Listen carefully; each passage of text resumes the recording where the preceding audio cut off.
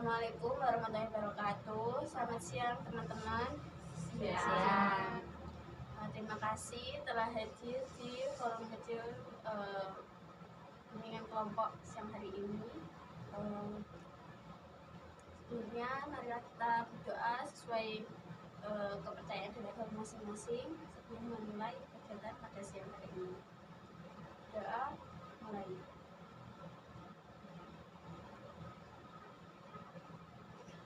Selesai. Terima kasih. Jadi bimbingan kelompok itu adalah sebuah layanan yang diberikan oleh BPK untuk membahas suatu masalah yang sedang viral dengan tujuan supaya agar anggota kelompok mampu berkomunikasi dan menambah wawasan. Jadi nanti pelaksanaannya itu nanti peserta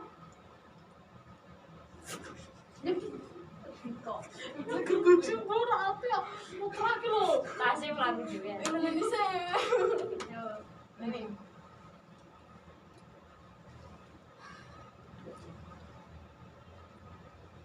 Fokus. Sebuju dong. Lah aku ingat Aku tunggu sita itu sebuju kok. orang guyu anjir.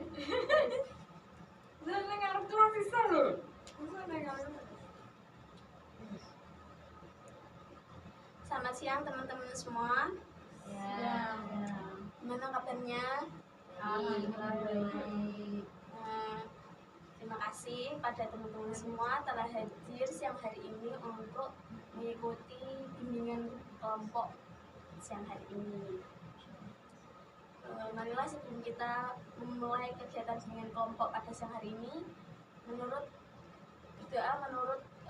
kepercayaan dan agama masing-masing. Doa mulai.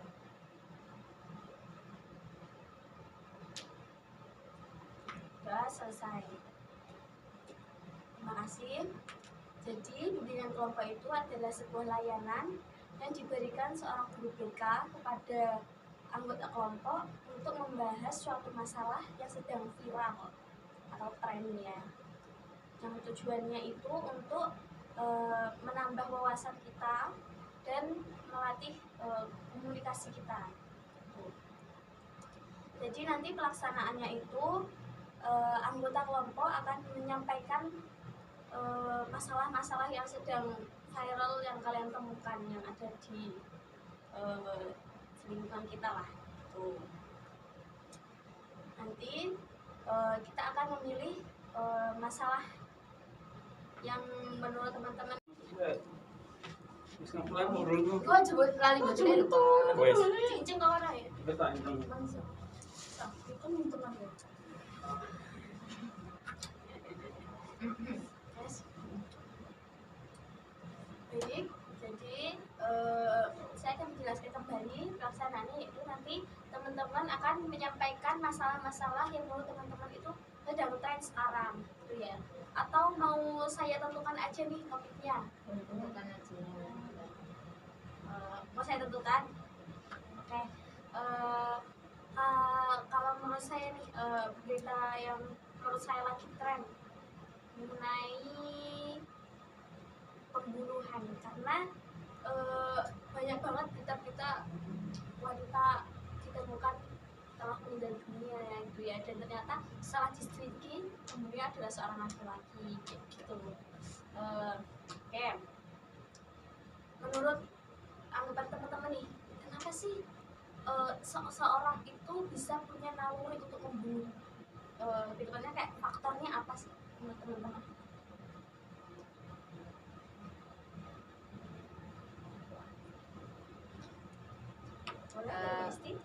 Kalau menurut saya ya faktor orang bisa membunuh itu berasal dari diri sendiri yang pasti. Yang pertama ya karena kan dia mungkin mempunyai dendam sama orang tersebut, terus juga memuncaknya emosi karena dia sudah bingung mau melakukan apa lagi begitu loh. Mungkin dia orangnya terlalu kuat kali ya yang dibunuh, terus akhirnya dia dibunuh saja. Terus habis itu juga mungkin karena lingkungannya kurang baik mungkin, terus juga dia mungkin mempunyai naluri psikopat, dalam arti itu dia orangnya gampang tegaan begitu loh. kalau apa-apa mikirnya langsung pembunuhan gitu. Mungkin itu sih. Dari yang lain, mungkin ada pendapat lain? Boleh dari Mbak Intan. Dari berita-berita yang saya lihat di media sosial itu, kenapa banyak ditemukan mayat wanita ya? Mungkin ini karena ada satu problem dari kedua belah pihak. Nah, itu yang membunuh itu merasa takut atau gimana juga nggak tahu ya, karena situasi itu juga kita nggak tahu. Nah, di situ mungkin dia merasa terancam si pembunuh ini, maka akhirnya mengambil cara dengan membunuh itu untuk menghilangkan jejak. Namun salahnya di situ justru malah gampang tercium ya sama aparat kepolisian karena telah membunuh, menghilangkan nyawa seseorang. Mungkin ada yang lain pendapat. Mungkin faktor pembunuh itu ini ya, mungkin karena kesuksesan atau apa ya, mungkin lebih kayak orang biasanya kan banyak kalau ada usaha-usaha kayak gitu tuh mesti kayak iri, mesti sesama usaha, mesti kan satunya lari satunya enggak, mesti kan kayak ada iri gitu ya. Saingan gitu Iya. ya. Oke, jadi menurut teman-teman faktor naluri kenapa seorang itu bisa membunuh ya karena pertama tadi ya kata Mbak Isti, naluri kemanusiaannya udah nggak ada gitu ya, jadi kayak psikopat banget gitu, membunuh orang tapi nggak punya rasa bersalah ya. Terus dari pendapatnya Mbak Lintang tadi apa namanya, kayak merasa dirinya terancam karena kayak menyimpan rahasia gitu ya yang harusnya orang lain nggak perlu tahu gitu. Terus kalau dari pendapatnya Mbak Dian tadi karena mungkin ada sifat iri dengki ya, atau ada perselisihan atau saingan lah dalam suatu bisnis gitu ya. Oke. Nah, menurut teman-teman nih, gimana sih negara kita itu menyikapi seorang pembunuh ini? Hukumannya itu menurut teman-teman udah sesuai belum sih sama kejahatannya? Kalau menurut saya itu belum ya mbak, apa ya, kebanyakan hukum di Indonesia itu kalau disangkut dengan uang aja itu langsung kalah gitu loh, aturannya masih kurang ketat, hukumannya juga tidak sesuai dengan masalahnya itu loh, apa yang dilakukan. Oke, yang lain? Menurut saya sih, setahu saya tuh tepat ya, enggak, kalau membunuh itu hukumannya hukuman mati. Jadi nggak tahu juga kalau ada, biasanya kan ada itu ya, kalau pengadilan ada banding atau apa gitu ya.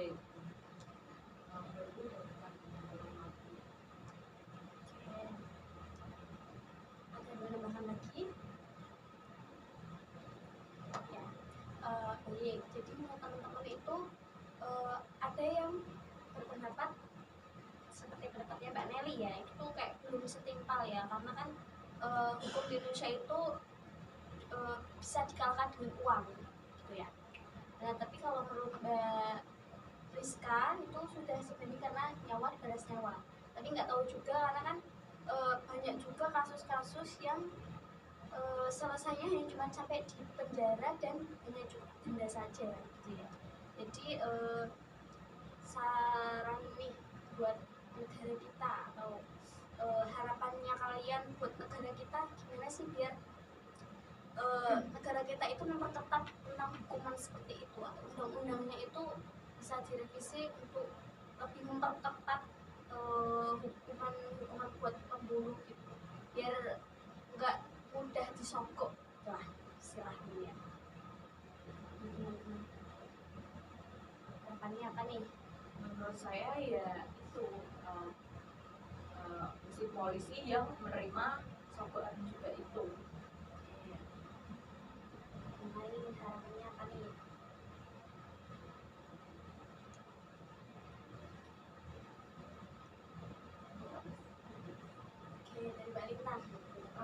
dengan yang dikatakan Mbak Rizka, karena apabila suatu permasalahan diselesaikan dengan disogok uang itu nanti, masalah harus semakin remeh kemana-mana. Karena kalau diselesaikan secara itu secara prosedur yang sudah ada, undang-undang yang sudah ada, seharusnya itu tidak bisa disogok dengan uang kan? Itu bisa menimbulkan masalah baru lagi. Nah, untuk pesan saya untuk perempuan di luar sana, karena banyak tadi ya yang ditemukan mayat wanita, lebih menjaga diri lagi. Kalau misal ada problem yang memang mendesak diri untuk apa ya, terancam lah ibarat kata, beranikan untuk sekiranya itu sama teman kita sendiri lah, seenggaknya itu bisa meluapkan atau bisa buat bantuan gitu loh kalau ada apa-apa gitu. Dan untuk pemerintahan apa namanya, perlindungan perempuan, nah itu bisa diedukasikan lagi.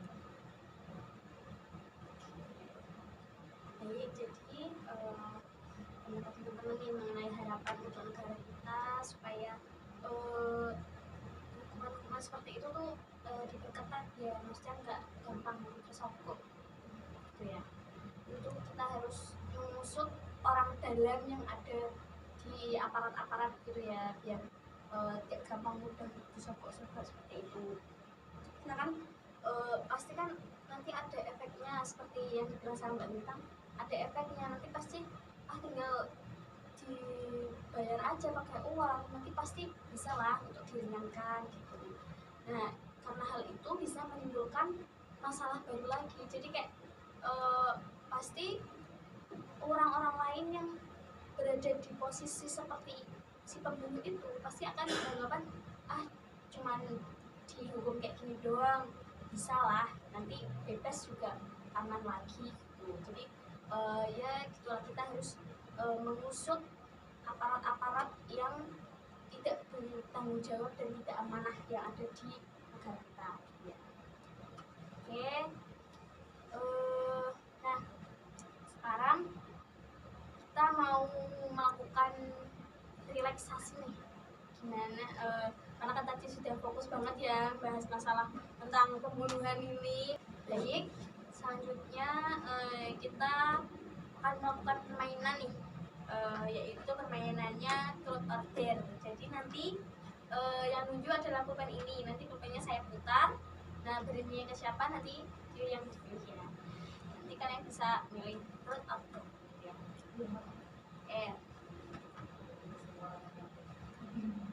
Oke, Mbak Nelly, truth or dare? Oke, milih jujur ya. Oke, kejujuran Mbak Nelly nih, apa yang Mbak Nelly sembunyikan atau kebohongan apa yang pernah dilakukan oleh Mbak Nelly terhadap orang tua yang terbesar menurut Mbak Nelly?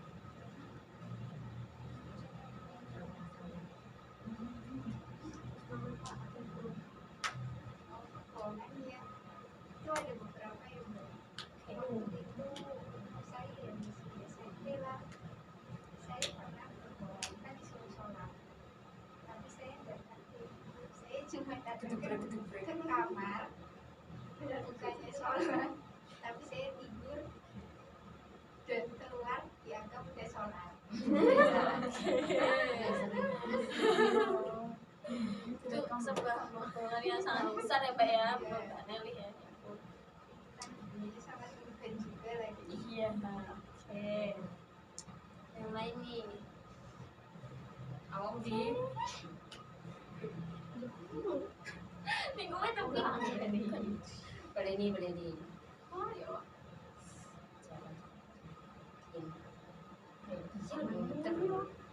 Tak isu, tak isu.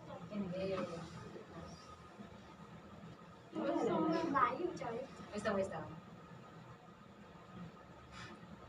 Oke. Dari Mbak Cieng nih, mau milih truth or dare? milih jujur tentang apa nih?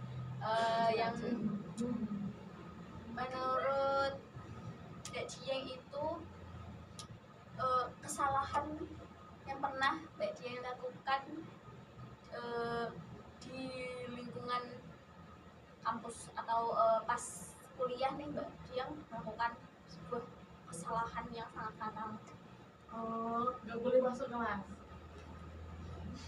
Kenapa kok sampai nggak Fresh, bisa? Iya, soalnya kan itu ya Met ya.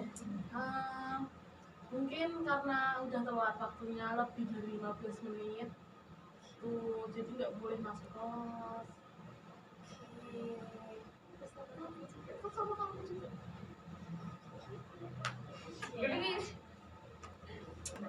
Ayo.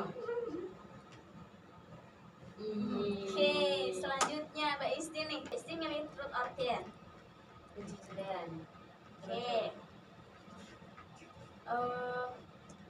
Mbak Isti jujur nih, Mbak Isti kuliah di sini tuh atas keinginan Mbak Isti sendiri atau desakan dari orang lain? Kalau dari desakan sih nggak ada ya, tapi apa namanya, dibilang kampus impian juga nggak ada sebenarnya bukan di sini. Soalnya kan awal-awal daftar di kampus yang lain, cuman belum jodohnya aja, belum rezekinya. Jadi terus ada yang menyarankan saya untuk sekolah di sini. Gitu. Jadi disarankan gitu ya. Jadi teman-teman, filsafat dari permainan tadi adalah melatih kita gimana sih kita supaya itu bisa jujur dalam hal apapun ya, agar misal nanti kalian dalam keadaan dalam kondisi ada masalah gitu ya, kalian bisa membicarakannya dengan baik-baik gitu ya, diselesaikan dengan baik. Jangan sampai kalian menyelesaikan masalah itu dengan hal membunuh gitu ya. Nah, sekian bimbingan kelompok pada siang hari ini. Terima kasih pada teman-teman semua. Sebelum kita mengakhiri pertemuan bimbingan kelompok pada siang hari ini, marilah kita berdoa sesuai kepercayaan dan agama masing-masing. Doa.